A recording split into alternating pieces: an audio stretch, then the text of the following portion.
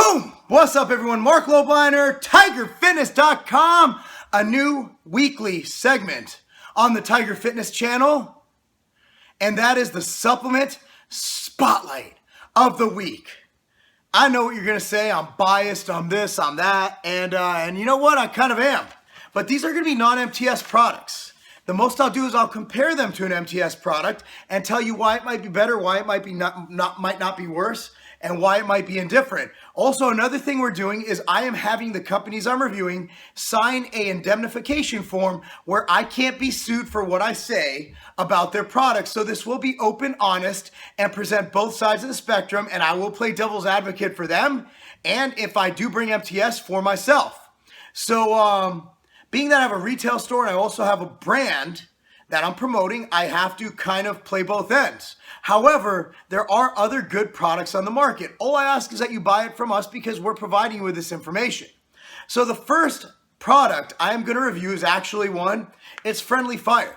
I'm going to be real here. Is there bias involved? Not really, because the formulas of this product is actually dead on, and it uses an ingredient that, well, I have a license on as well, and that's Carb 10. And I would like to go over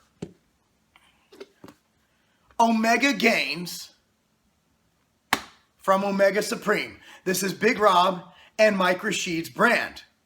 I'm also going to compare it to Epic Gains from MTS Nutrition and which one is better for you and which one is better for that person willing to gain mass, okay? Without further ado, let's go into what's in this product. It has Carb 10, which is based from peas. It's a pea-derived carb source, which has very little to no insulin spike when taken. So that means that theoretically you will store less fat because insulin helps drive fat into cells. It also will prevent the crash you get from having, too many carbohydrate. And also it's just better for you health-wise, in my opinion, than dextrose or waxy maize or any of those carbohydrate due to its lack of insulin spike, which I believe long-term can be deleterious to your health. The protein blend comes from milk protein concentrate, whey protein isolate, and whey protein concentrate. Milk protein concentrate is simply whey protein and caseinate, and an 80 to 20 caseinate to whey protein blend. Cocoa powder, MCT powder, coconut oil, and then you go into the little cookie bits in here, natural and artificial flavors, xanthan gum, fruit and vegetable blend, cranberry, carrots, peas, and blueberries, soy lecithin, which helps with the instantization of the protein. That's it. It's just in the protein. Silicon dioxide, which helps with caking and clumping, and sucralose, that's sweetener.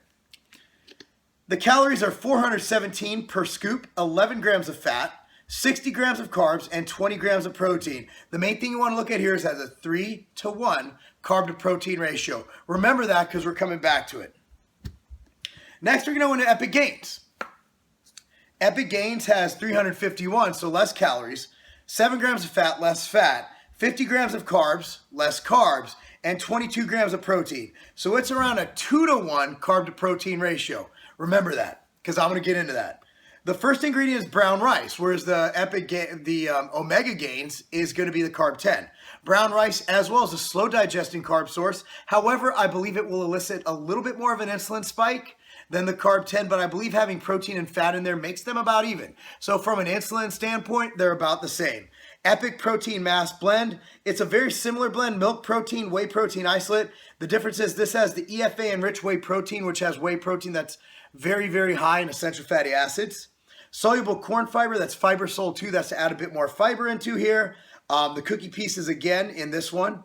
Cocoa powder, but the caramel macchiato does not have the cookie pieces. Slightly different macronutrients. But we're going to go head-to-head with cookies and cream versus chocolate, all right? They both have yummy cookie bits. That's all you need to fucking know. All right? Then you got cocoa powder, silicon dioxide, salt, sucralose, ACE K, and then the vegetable blend, which is slightly different. This one has tomato powder, Brussels sprouts powder, kale powder, and broccoli powder. So again, they're both about equal in the veggie and fruit department. So they both have the very, very, very, they're both, I believe they're the only two on the market mass gainer wise with veggie and fruit, which is key to overall health. People bulk and they forget to eat veggies and fruit. These both have about 5 servings of fruits and veggies per, if you go by the ORAC value, which is extremely high. The protein blend is they're both very good. I mean, they both utilize milk, whey, and the only difference is you have the EFA enriched whey protein in Epic Gains. In fact, yeah, pretty much the same. Carb source, carb 10 versus brown rice. They're going to be similar, but I'm going to say who this benefits most. For those who handle carbs well, who are extreme hard gainers, I believe, in my experience from trying this, Omega Gains will be less filling. Carb 10 is less filling than brown rice. You also get 3 to 1 instead of 2 to 1 carbohydrate. So if you are a hard gainer, you're getting more carbs to protein.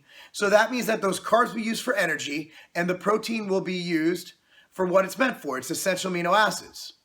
Whereas the protein at a 2 to 1, you risk gluconeogenesis and all that good stuff. The fat, 7 to 11, the Epic Gains is a little less fat. But then again, you're bulking. So the difference of 4 grams is negligible for a meal. They both have similar calories, 417 to around 350. You know, you're looking at a 70 calorie difference. That's because there's more carbohydrate in Epic Gains and Omega Gains. The thing is also the price is around the same. So you can't say, well, this one's cheaper. I believe they're exact same price. I believe out of these two, and I'm going to be real here, if I'm giving someone coaching advice, Omega Gains will be given to someone who is an extreme hard gainer, someone who needs calories but doesn't want to sacrifice their health for it, someone who wants to get extra fruit and veggies, someone who doesn't want the deleterious health effects of having high insulin spiking, cheap, shitty carbohydrates as found in other mass gainers on the market like maltodextrin, dextrose, and other shitty carbohydrates. I'd put waxy maize in there. Waxy maize is bullshit. At the end of the day, these are two very healthy carbs that you can have in your diet. So if you're a hard gainer, go with Omega Gains. If you are gaining mass, but you still need to keep your fat in check and you're not a super hard gainer, I'd go for a little bit less carbohydrate to protein. So I'd go 2 to 1.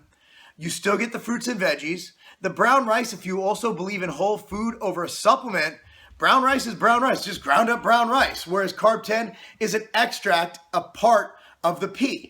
So it's a little more close to whole food. It is whole food. It's ground up fucking brown rice. Everybody's like, oh, it's not food. It's fucking ground up brown rice. If I put my rice in a blender, does that make it not a food? So at the end of the day, they're both fantastically solid. I would opt for Epic Gains if you are not quite a hard gainer, but you're trying to gain lean mass, you want the carbs, and you just really like the formula. You like the taste of the caramel macchiato and the cookies and cream. Again, both these products, the taste is awesome. Epic Gains, Omega Gains, phenomenal. Chocolate versus cookies and cream and caramel macchiato.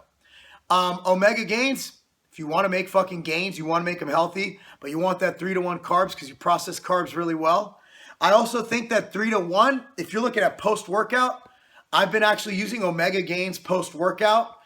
Instead of taking the full scoop, I will get around 25 grams of carbs. So I go with it's about 30. It's about 30 and a little bit less.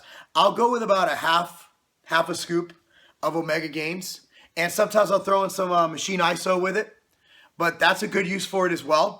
These both work fantastic as meal replacements because they have fruits, veggies, slow digesting carbs, and whole proteins, including whey protein, which has the highest biological value there is.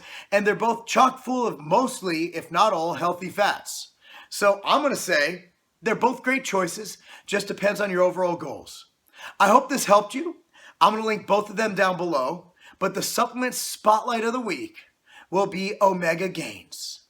From my man Rob and Mike Rashid. I'm Marc Lobliner, TigerFitness.com. Because sitting here, you know what? Hold on. Look at this. Just look. I am holding on to 10 pounds of gains. Did you get an erection? I sure did. Because getting an erection and having 2 bottles of mass gainer on your lap, that's just creepy as fuck. I don't even know why I said that. But that's not a game.